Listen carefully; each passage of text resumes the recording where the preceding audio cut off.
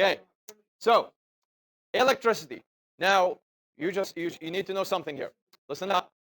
Electricity is never covered by itself because usually electricity is always covered with what other topic? Electricity and magnetism. Again, because electricity itself is a more major unit than magnetism, and because we don't have the time, we are skipping magnetism. If you take 4U physics, we're gonna revisit that for sure, 100%. Okay, so let's start. Concept and definition.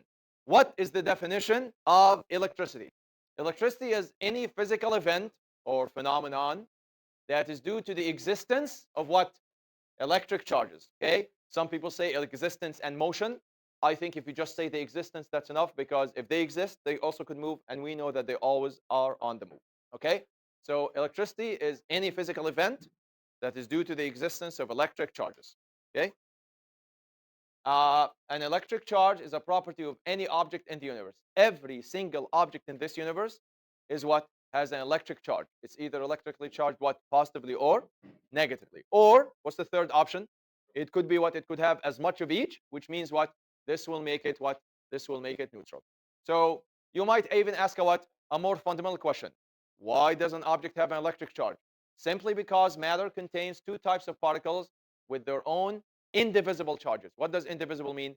You cannot get a smaller, uh, unique, independent charge less than these two.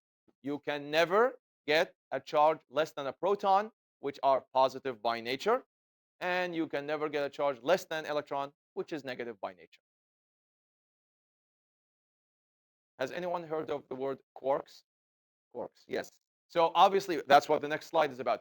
You might even ask, keep going. Okay, why do protons and electrons themselves have what? Have charges? Because they are made up of what? Of different quarks. By the way, just so you know, proton is the only one of the two, is the only one of these two that is made up of what? That is made up of three quarks, or just quarks. An electron actually is a single particle that actually has nothing inside of it. Protons are made of three quarks inside of them. Again, this is an established fact. It's been experimentally verified since the 1990s, and the people who actually saw that the protons are made of three quarks won the Nobel Prize in 1990. So it is a fact that protons are made of quarks. And it's also a fact that an electron is not made of quark. Why? Because I don't know if you remember, I think I explained it over there one day. An electron is 2,000 times smaller than a what? Than a proton. That means even size-wise, it cannot be big enough to what? To contain what? To contain three quarks. The electron is the only particle in the universe that's charged and also what? And also not made of quarks. Okay? So protons and electrons are basically the main players in this game. Okay? So six of them: up, down, top, bottom, charm and strange. Exactly, yes. So why do protons and neutrons even have electric charges? You can say because they are composed of quarks, which themselves have fractions of charges that add up to either a full proton or a full neutron. In the case of a full proton, everyone, I think this is already filled in for you. This one. Oh, okay. Of quarks, which themselves a fraction of charge that add up to either a full proton. What's the charge of a proton? Positive. So we call no proton. Positive one. So we just call it positive one. Okay, what's the charge of neutron? Zero. Thank you. So zero. Okay, oops, sorry. The electron is the only one that is not made up of three quarks or any quarks of that for that matter. Okay. You might even ask another question. Why do quarks themselves have actually what? Have electric charges, although super small, and fractions of a full electron, sorry, a full proton or a full neutron? My best answer is because advanced physics says so. Nope, absolutely not. You don't even need to know this slide. But I'm just telling you, if it's advanced, exactly. It is the so far quarks, so far, are the final frontier of what? Of knowing what matter is made of. You know, like for example, they used to say, oh, an atom and nothing could get smaller or nothing exists inside of it. And they were like, wait a minute, no, there is nucleus. Okay, and then there's what? Protons. And then there's what? Quarks. And so far, they actually say that the quarks are the smallest that we can detect so far. Okay, good for me. If they know what they're saying, what they're saying, I'm gonna believe it. Okay. So just like a particle has mass because of the existence of something called the Higgs particle. Again, this is just extra. A particle has electric charges. electric charge because of the existence of particles that create electric charge. In our case, they are the protons and the electrons. Okay, so types of electric charge. An object could be in only one of three cases. It could not be in two or three, all three cases at once. It could be what? Positively charged. In what way could an object be positively charged? Well, you can do one of two things. You can make an object positively charged if because remember, you always have how many particles to play with? Two, protons or? No, no. By the way, if you play with the number of neutrons, do you change the charge of the particle? So do you change the charge of the object or just the mass? Remember isotopes. What's so special about isotopes? Isotopes is the same number of protons, but different number of what? Neutrons. So it just changes the heaviness of the element, but not the charge or the actual DNA of it. However, when you play with protons, now you're changing the what? The DNA of the element itself. So positively charged if it either what? Has more protons in its nucleus or has fewer electrons flying outside or around the nucleus. By the way, question for you. Which one of these two things do you think is easier to manipulate the number of? Why?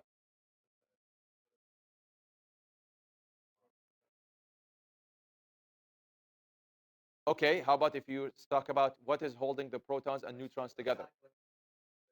No, no, no. What about the neutrons and the protons inside the nucleus? What's holding them very tightly together? The strong nuclear force. The weak nuclear force is the force that basically what that is operating within the what within the proton itself to make what quarks change into each other and turn a proton into a neutron or a neutron into a proton, leading to alpha decay, beta decay, gamma decay, and all of these things. Okay, that's weak nuclear force. No, no, it does. It does because again the electron is captured in, and then it instigates what a certain change in a quark to what to turn a proton into a neutron. Yes, all of them are related to what the weak nuclear force, except for one, except for the gamma decay, because it does not release a particle. It releases what radiation, only a photon. Yes. Why do you think I boxed this one? Because this is the one that is more manipulated than the other one. It is easy to change the number of electrons than always to change the number of protons. Okay. How about if you want to make it negatively charged? What do you do with these two options? You just what? You just flip them. So how can it be negatively charged if it has fewer, sorry, fewer or more electrons flying around the nucleus or fewer protons in its nucleus? Again, I'm going to box the one that could be physically made easier than the other. How could it be neutral? If it has as many protons inside as many electrons flying outside. Done. Yes, it is much easier to manipulate the number of electrons, way easier than the protons, only because electrons are not held by a strong nuclear force.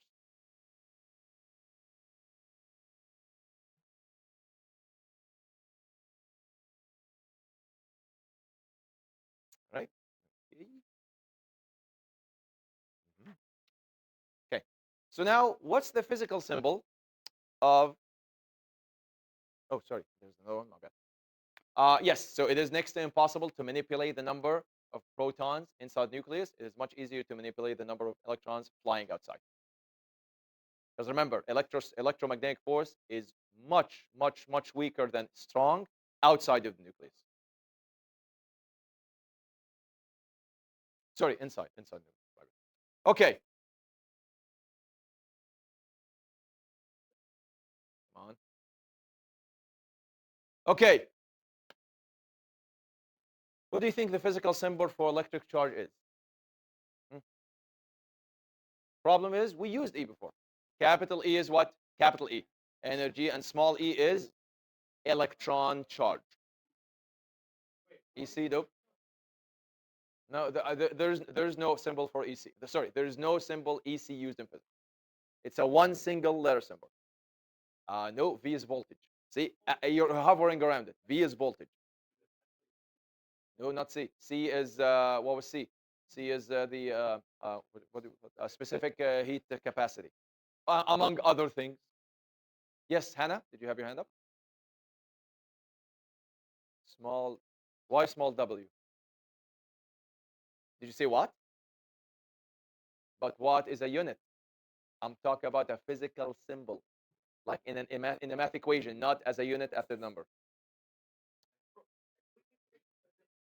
Question for you. Question for you. What symbol did we use for heat? Thermal energy. Huh? Q. The symbol is Q. Big or small? It doesn't matter. Why? Because you could have how many charges? 2 or 3, and so on. So the symbol, everyone, is Q. Do you remember? Okay, question. No, hold on. Do you remember why we said that the symbol for heat transfer was a Q? Do you remember why we called it Q? Quantity of heat. Same thing here. Here is what? Quantity of what? Quantity of electric charge. Again, could listen up. Could Q have been when we did Q? Did it come out sometimes to be positive? Did it come out sometimes to be negative? Yes, because what? Heat could be what? Lost or exactly. So that means what? The sign tells you what's happening in the situation. Guess what? Same thing here. You could lose electric charge or you could what? Gain it. Okay, so it's a Q or a Q. What can you tell? Scalar or vector? Yeah, I mean, okay, everyone, imagine if this acquires some charge, like if there's like a storm, and somehow this acquires some electrons in it, and I turn it 90 degrees. Does it change the number of electrons on it? So that means what? Charge buildup on an object is what? Is vector free. It doesn't have any. Yeah, what's up? Hey, didn't we use capital T twice for temperature and also the period and tension? Yeah, period. Remember frequency and period when we did the only one day of. It was a Wednesday when we did the one day of waves and sound. So again, sometimes you have to just what? Recycle the same what? Symbol into what? Multiple concepts. But the good news is, am I ever gonna give you a question where heat and electric charge are contained in the same problem? No, I'm not. No, no. You're absolutely right. That's important. We we actually deal with it in a different way though. Just not to confuse what this Q with this Q. You'll see. You'll see. Okay, it's just a number, but could be what? Positive or. So I want you to write but. Could be. Could be. Remember how I write positive plus VE or negative VE. All right. Positive or negative or technically what? Yes, thank you. I guess we officially have to include that just in case.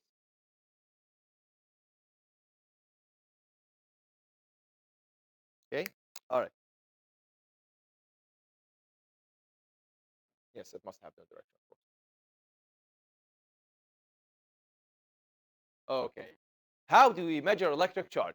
Whenever I ask that question, people volunteer what answers. Things like what? Volt, ohm, ampere. That yeah. These do not measure electric what? These do not measure electric what? They measure certain things related to electric charge. The volt measures voltage. The ampere measures current. The ohm measures resistance. These are related to the what? To the electric charge, but they are not exactly the what? The electric charge. The unit for electric charge is the what? Who can pronounce this word? It's a French name. Coulomb. The B is silent. The B is silent. Okay. Augustine Charles de Coulomb was a French physicist. He did to electricity what Newton did to what? To forces. That's why the major important rule in electricity is called what? Coulomb's law. So Newton did Newton's laws in kinematics and forces. Coulomb basically came up with what? With the most important equation in all of electricity and magnetism, called what? Coulomb's law. We do not use it in grade 11, although it's very easy, but we use it a lot in grade 12.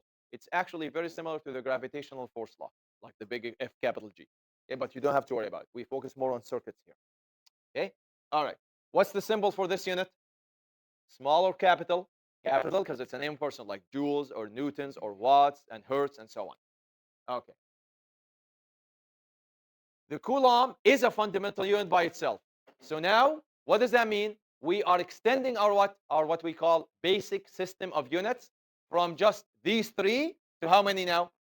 We have kilograms, meters, and seconds, and now we're adding a fourth member to the club, which is the what?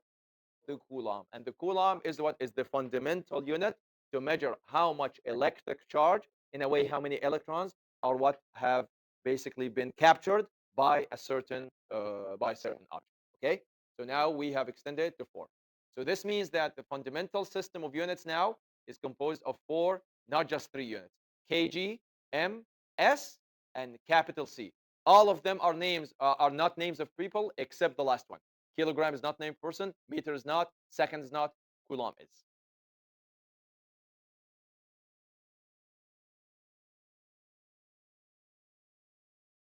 Okay?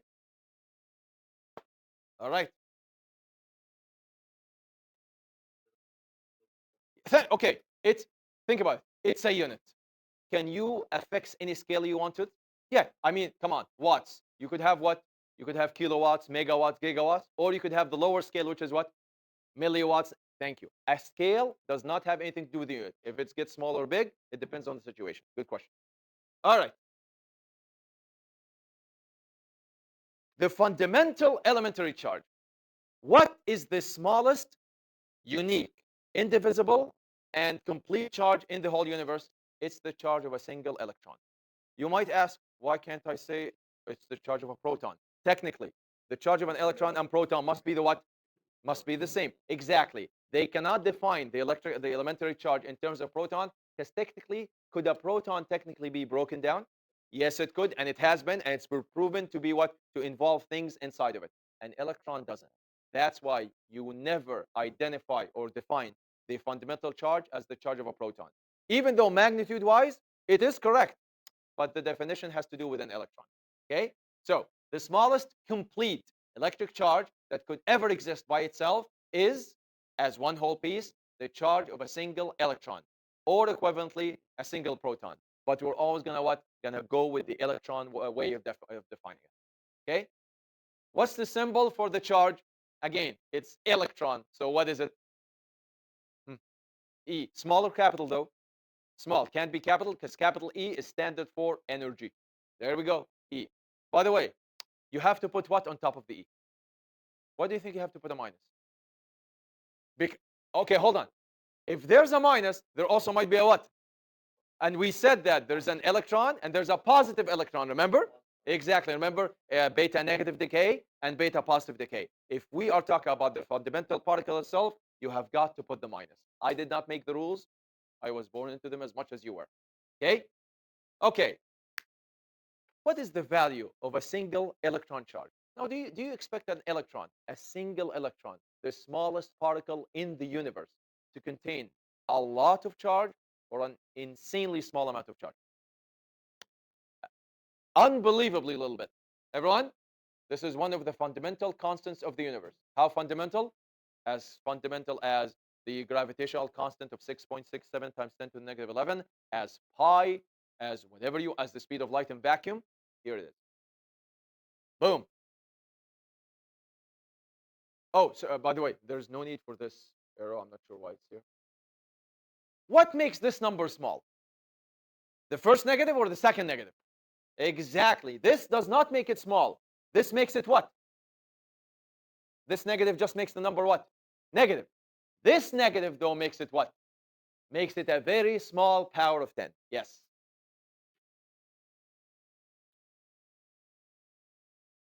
So officially, this negative and this negative are part of this constant because you are talking about an electron. Things about an electron have got to be negative. That's all. Unless you're talking about magnitude, you can ditch it. But if you're talking about the fundamental particle itself, you have got to put the negative in. Nice. That's the rest of today. How do you choose sometimes to what? To show the negative or not? You're right, exactly. It's there as a what? As a fundamental definition. But do you always think about it this way? Forces are vectors all the time, right? Did you always have to show me direction?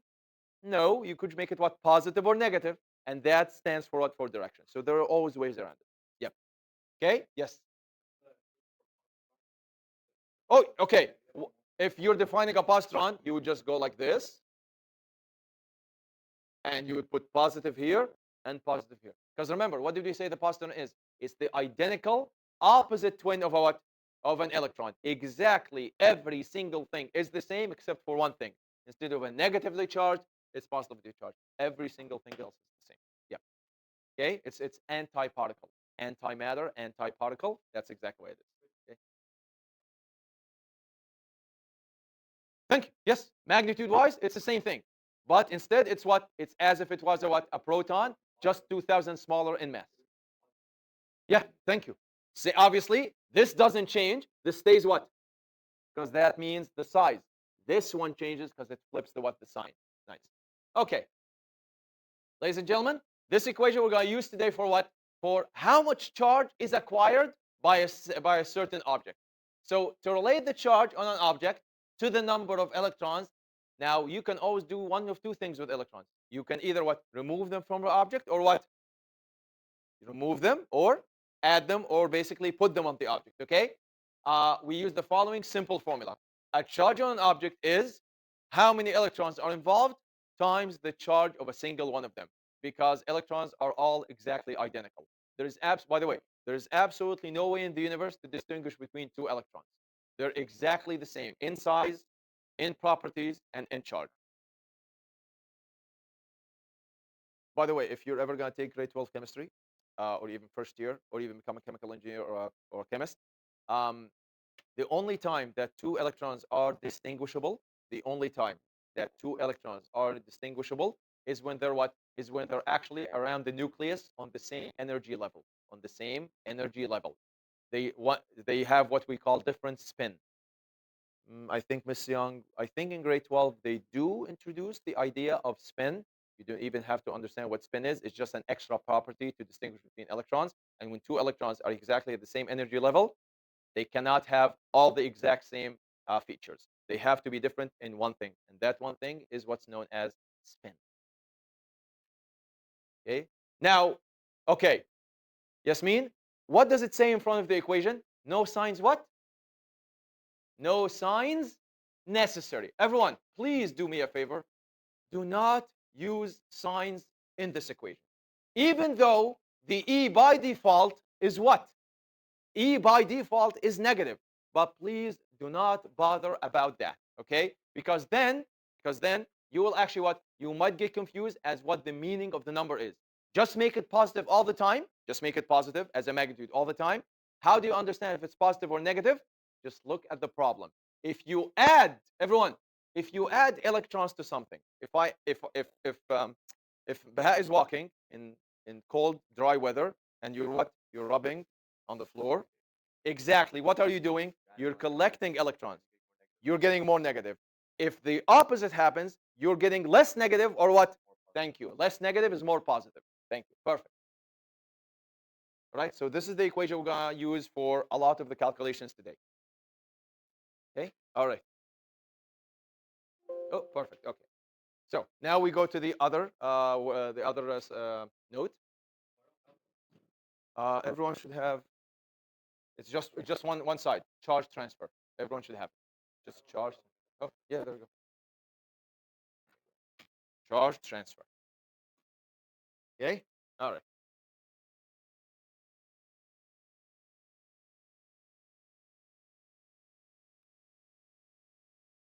Okay. Question for you. How does heat transfer from where to where all the time?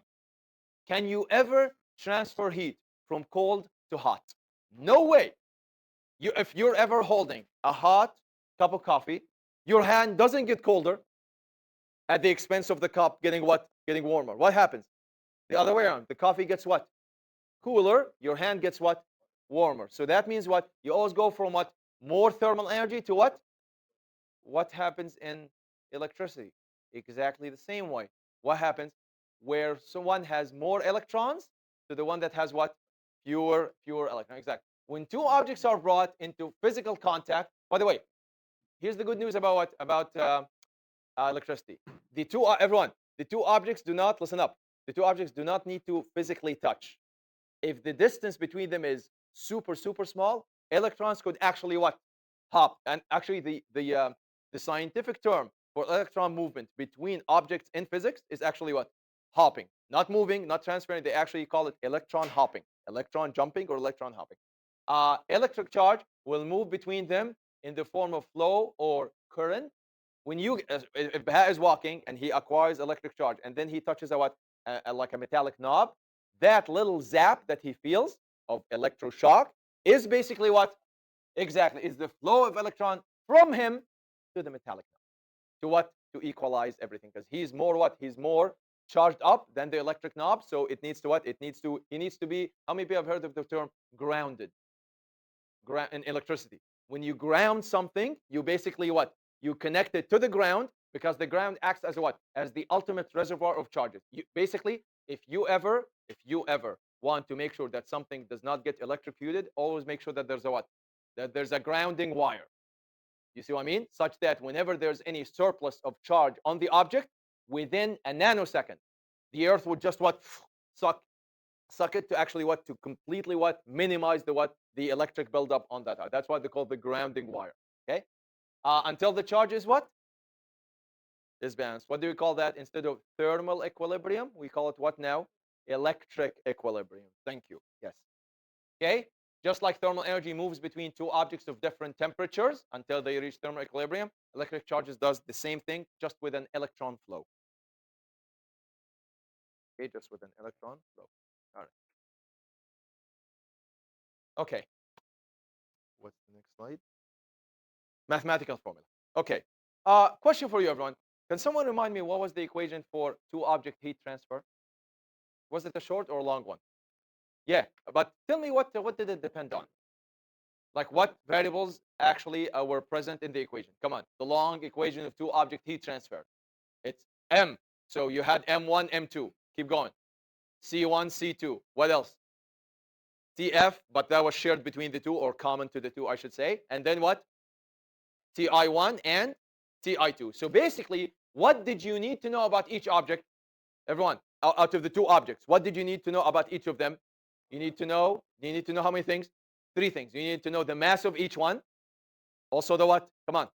The C's, which is the what? The specific heat capacities, how well they conduct thermal energy. And the last one is not time. T, capital T, in is what? Temperature. How high one temperature was and how low one temperature is. Well, everyone, guess what? Listen up. It's actually much easier than what? In electricity. Masses do not matter, and there is no such thing as what? Specific what? Electrical capacity. The only thing you need to know is what? The charge on one and the other what? And the other charge. You just need to know the what? Instead, think about it this way. Imagine if thermal energy was only dependent on temperature. What do you just do? You calculate the average, because you always go what? In the middle. Guess what? That's how simple electricity is. You do not need to know anything about the objects, except what? How much charge does this one have? How much charge does this one have? So let's actually talk about the what? Nope, nothing, nothing. They matter when you build a circuit. But as far as you talk about the electron hopping, how many do you need to hop to balance everything? You just need to know how many here could be a surplus compared to here, and that's all there is. Okay. So let's do the first what? Everyone, let's do the first practice worksheet. Now I understand it's a very basic one. Okay. Let's actually do this first, and then we'll go to the formula. Okay. There you go. It's a very visual one, very easy, basic. But let's do it to get the idea across first. 6. 2, 3. Okay. All right. Okay. All right. So, everyone, what do you think? Okay, how many objects do you have? Okay, 2 in each snapshot. Okay. What do you think these bumps mean? These little Lego pieces on top of the first slab mean? What do you think? Yeah, they actually what? They are electrons. So what does this mean? Does this one have more, sorry, extra or deficiency of electrons? This one. This one has what? Exact. So thank you. So this one has what? Has 4 extra blocks. Thank you. This one has what? Does it have more or deficiency? Yeah, this one has what? Has 2 holes or 2 gaps. Okay. So what could be the charge on? Okay, so hold on. If this one has more electrons on its surface, does that make it more negative or less negative? So what would be the charge on this one? Thank you. Hold on. The currency of exchange is electrons. The more electrons you have, the more what? The more negative you get. The fewer electrons they have, the more what? The more positive, because that means you're less negative, right? Okay. So Baha, you said What's in blocks? What's the charge of this one? 4 with a negative. So everyone go ahead and just put -4 here. -4. How about the charge on the one with 2 gaps in it? +2. Okay. Because it's missing electrons. When you are missing electrons, you are less negative, right?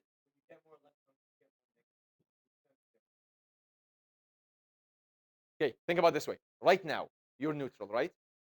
You're neutral. If I stole 10 electrons from you, you're not neutral anymore, right?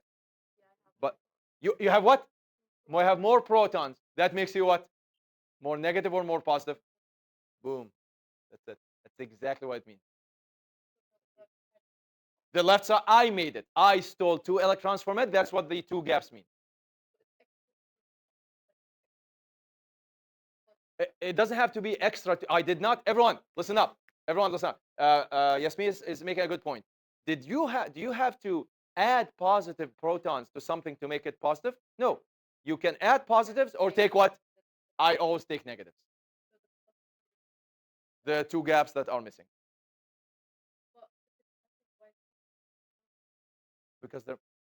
Because what's missing here is negative. If I'm missing negatives, I am more what? Okay, imagine if, okay, question for you. Okay, okay, let me do one step and you'll understand why it is negative. If I want to balance them one by one, what has to happen? Hold on, one by one, one by one. I need to choose what, or to move what? One of those Lego blocks, where? To what? To completely seal it, right? So everyone, let's move this one. Go ahead. Let's say we're gonna move this one. So go ahead and just point. Okay. So now what happened to this gap? Is it there or has it been sealed? Now this has been sealed. So that means what? I can't show it anymore. So that means yes. So that means go ahead, everyone. Seal it. Now how many blocks, Lego blocks, do you have left? 3. So go ahead. Just sketch the 3 that are left. You don't have to sketch a 3D. Just sketch basically the strips. So what are the new numbers now? Exactly. Now I don't have 4 extra electrons. I only have 3. So -3. And this one does not have 2 gaps. It only has what? 1 single gap, which means what? It went down to what? +1. Okay. Am I balanced yet? Not quite. I need to move and yet seal another gap. I guess now we can move maybe this one to this one. Go ahead. Oh, my bad. Okay, what's the new situation? Gap sealed, and I guess I'm gonna keep this top one and this right corner one. What are my new numbers now? 0 and -2. Am I balanced yet? No, I'm not. One more to do. Apparently, what has to, by the way, are there any more gaps to be sealed? No, but are there more Lego blocks to be donated? Yes. How many? Just one. So let's randomly, I guess, move this one here. And now I have a complete sealed with a block, an extra block, and a block here. What are my 2 final numbers now that are exactly identical? -1, so an extra electron block and an extra electron block. Did that make sense visually? Do you think this is a yeah, go on. Do you think this is a practical way to do any kind of electron transfer problem? What if I gave you, instead of just -4 here and 2, what if I gave you, everyone, what if I gave you 4 billion whatever here and 2 billion? How many steps do you have to do? A very long one. However, question for you. What's so special about -1 in comparison to -4 and 2? Everyone? Here's the number line. How many people remember grade 11 vertex and x-intercepts and all that stuff? Hey, those are my x-intercepts. Where's +2 on the x-axis? Right here. Where's -4? Right here. What do you call a number right in the middle between two numbers in anything? Average. Thank you. And is -1 the average of +2 and -4? I don't know. Let's add them up. What's -4 and +2? -4 and +2. -2. What's -2 divided by 2? So think about it. What's the equation for the thermal, sorry, not thermal, for electrical equilibrium? What do you just do with the two numbers? You just average them up. You just average them up. Done. That's it.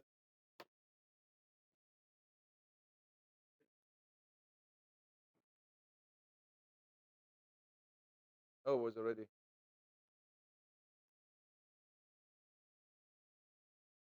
There we go, ladies and gentlemen. That's a mathematical formula. Final charge on either object, either, is object 1 charge plus object 2 charge, all divided by 2. QF means what? Charge final equals Q1 plus Q2 over 2. Yasmin, I have a question for you, since you did talk about the signs. Do you think signs matter here? Only Yasmin. Everyone? Do you think? Okay, remember how Q equals NE? We agreed that the signs are not to be used, of the E negative, whatever. Do you think I need to use the signs here of Q1 and Q2? Thank you, everyone. What if someone says, listen up, what if someone says signs do not matter? Then instead of, everyone, if someone says, oh, signs don't matter, what are they going to do instead of using -4? They're going to use what? +4. And then they will say what? 4 plus 2 is how much? 6. 6 divided by 2 is? They will think that the final charge should be what? 3. But it's not 3. It should be what? -1. What was their mistake? They did not account for the signs. Thank you. So sometimes the sign matters, and sometimes it doesn't. Here, oh, it does. There we go. Go ahead, everyone. Right. Signs mandatory. You cannot. By the way, what if signs are always skipped? Then your answer is always going to come out to be what? Not just wrong. Positive, right? If you always skip the signs, your average is always going to be what? Because you're always going to what? Look at the magnitudes. What matters more is also what? The sign of losing or gaining the electron. So signs are mandatory here. Okay, now we're going to do 2 worksheets. We have perfect time for that. Okay, all right. Worksheet number 1, or number 2, actually, because the number 1 is the one we just did.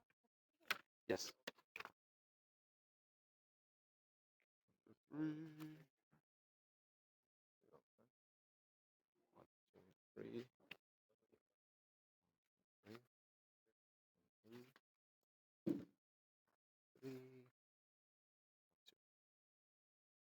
Am I missing someone? Did I give up? Oh, there you go. We're good. Should only have 1 left. Oh. Oh yeah, I do.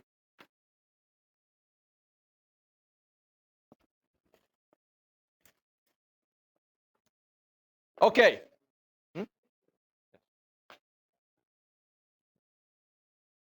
Okay. So let me open up this worksheet. Give it a quick read. Come on. An object has an excess. What does excess mean? Excess sounds like extra. So that means what? Does it have fewer electrons or more? It's got more. Right there. What's the sign of this charge? If you have more electrons on you, you are what? You are negative by definition. Okay, let's just hold that. So an object has an excess number of electrons on it. When the magnitude of the charge is measured, it is found to be 6.3 times 10 to the, by the way, everyone listen up.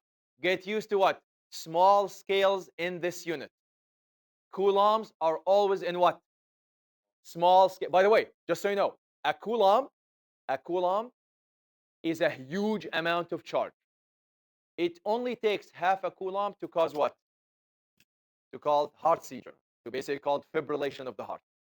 Okay, the human body, yeah. When you talk about amperage, it only takes half of an ampere, like touching, like in an electroshock, to really actually set your what pacemaker in your heart to what to complete fibrillation, basically to fry this circuit or to at least what shut it down. So always what no, no, like I mean you get used to what millis and nanos and micros in this unit. Okay, you're never gonna talk about, oh, how much coulombs is in this object? Oh, 23 kilocoulombs. No way. It's never in kilos or megas or gigas. It's always in what? Millis and nanos and picos and so on. Okay, well, let's turn to -6. Question one. What's the sign of this object charge? What did we just say? Is it positive or negative? Why? Because it has fewer or more electrons. Nice. Okay, everyone, so let's go. So this, I'll just give myself lines. There you go. This object, this object is negative. Why? Because it has excess. Oh, by the way, I never write the word electrons. Too long. I just write what is E, comma, S, always.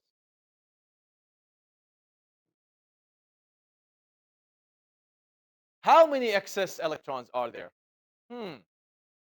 By the way, how many equations did I teach you so far today? Come on, look at your notes. How many equations have we covered in the notes today? One or two? Two. The second one was the QF.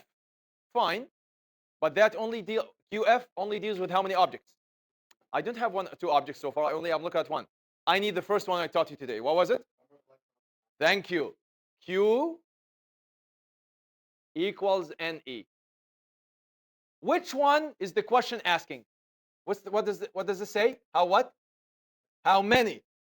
When you say how many, are you asking for the Q or the N or the E? Oh, whoa, whoa. E is a constant of the universe.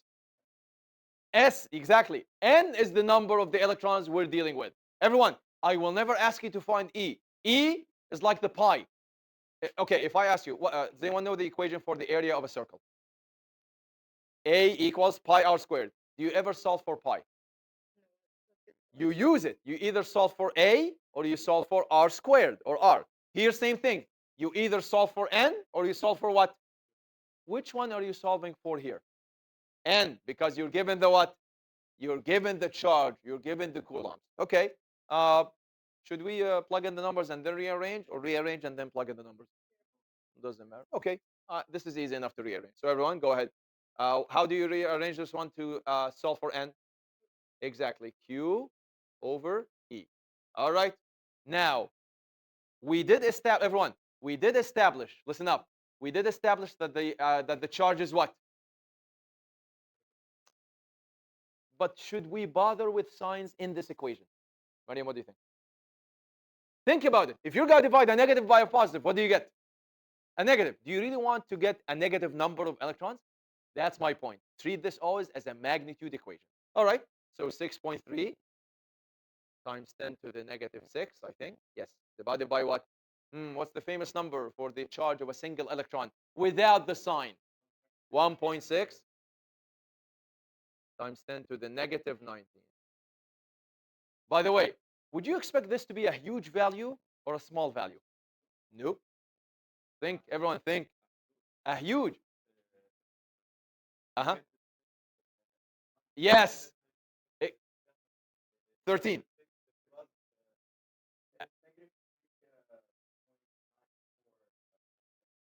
Hold on. Did you say negative? But I'm dividing two positive numbers together. Okay, yes. See, that's what I'm saying. You can never get a negative number of things. That's why I'm emphasizing don't worry about the sign. But Muhammad said it's right. This should be a huge value because you're subtracting exponents and the top one is much bigger than the last one. Also, you're solving for how many what? Come on. When you're solving for the number of electrons, do you expect a few or billions? Billions and billions and billions. That's my point. Yeah, sure. 3 point what? 3.9. Oh, what's the sig fig situation here? Sig fig only what? 2. Okay, good. Because that's a constant. 1.6 is a constant. So 3.9 times what? 10 to the in what? In coulombs. Wrong.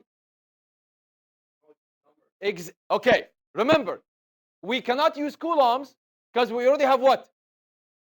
We are also, we are solving for the number of electrons. Also, what did I tell you about the charge on an object? Could the charge of any object be this big? And by the way, an object could never ever, think about this way. Everyone, what do you need to build up charge on an object? You need to collect what on it? Okay, everyone, pencils down. Just think about this. You need to collect what? Electrons, electrons, electrons, electrons. But electrons are all what by nature? Negative. When you put negatives very close together, do they attract or repel? Which means what? If you are going to what? Okay, everyone, imagine if I put 3.9 times 10 to the 13 coulombs worth of electrons in this. This will completely break apart. Why? Because of these electrons are gonna what? They don't want to attract, they want to what? Repel. That's why you can never build up charge that big on an object, because at the end it's gonna what? It's gonna just disintegrate on its own because of the repulsion force. So these are never in coulombs values. These are what? In what? In, please write ease. Don't just make it a unitless number. Write ease, because then that tells me you understand what this number represents. Okay. Next question. Ali, what does it say?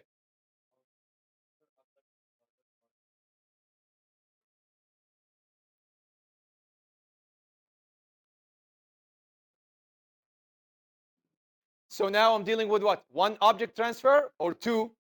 By the way, there's no such thing as one object electrical transfer. There's only what? Two object electrical transfer. Okay, what equation do I use now? The second, the QF.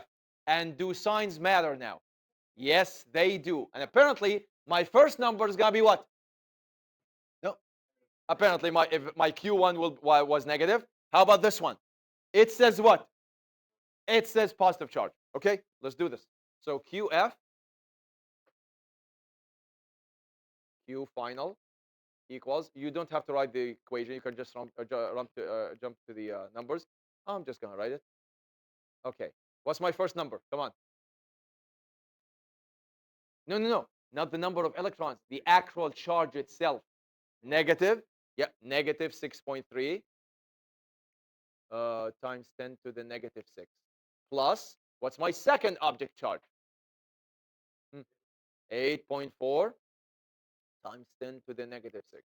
All divided by, hey, look at the good news. Do they have the same exact power of 10? Not bad. You can treat it as a common factor, at least in your head.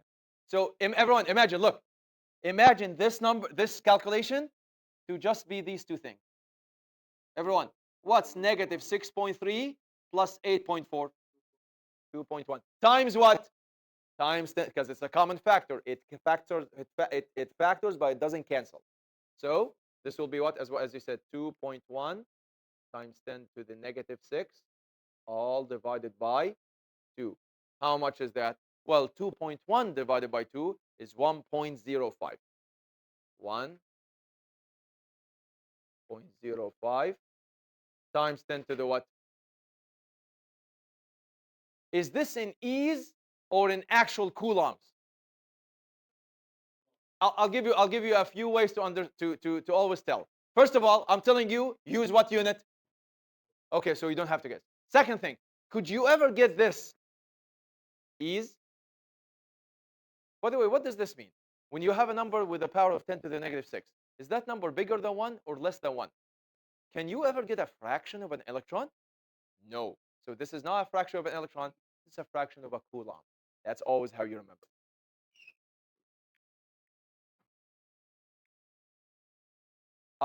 Sig fig situation, technically. How many sig figs am I showing here? Nope. Yes, I'm showing 3, everyone. 1 is a sig fig. This 0 is inside in between, so it's a sig fig. And this 5 sig fig. But we need 2 sig figs only. 1.1.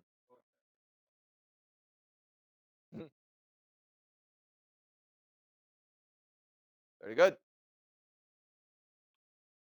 Okay. This question now.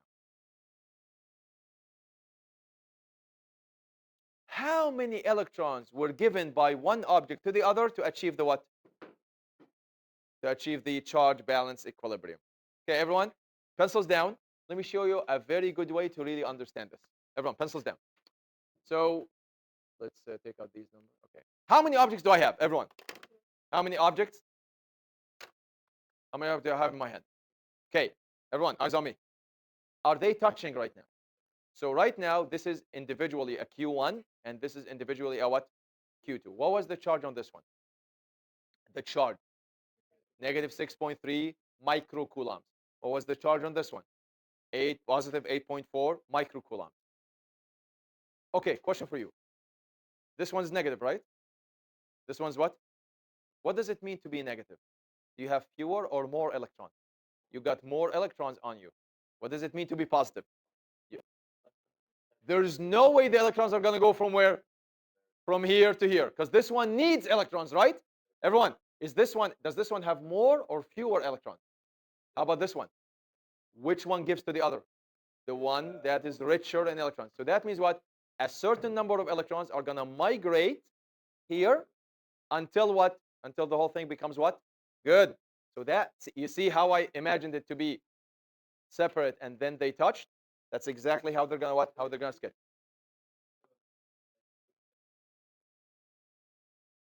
Okay, I'll show you a visual to prove that the way you're thinking is actually correct.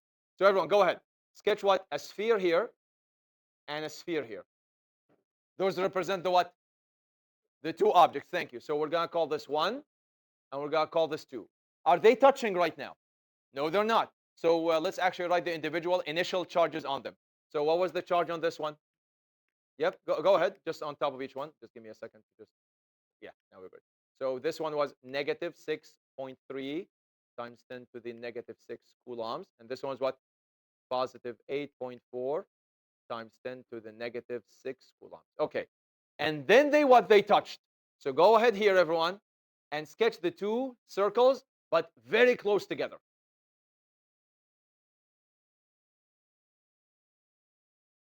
Very close. Still 1 and 2. But now their charges are different or the same because they've already achieved what? Electrical balance. So what are the charges now on each one? And was it negative or positive? What did we get?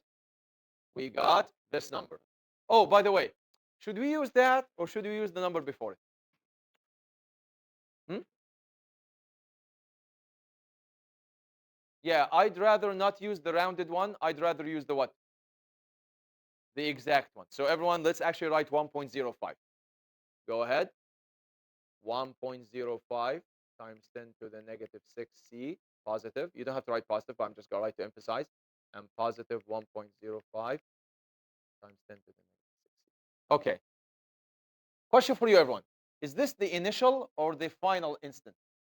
Right here. Initial. How about this one? Hey, in all of the physics course we did so far, every single time we had an initial and a final. What did we always do? We always did what? Final minus initial. Thank you. So everyone, I'm just going to put initial here. You see how it relates together now? Yes, if you know how they changed, you can tell how many electrical electron agents had to represent that change. Yes. So everyone, let's do what? Delta Q equals what? Q final minus Q initial. But here's the thing. Q final is the same, right? Q final is the same. Q initial is not the what? Okay, everyone, pencils down. Let me show you something here.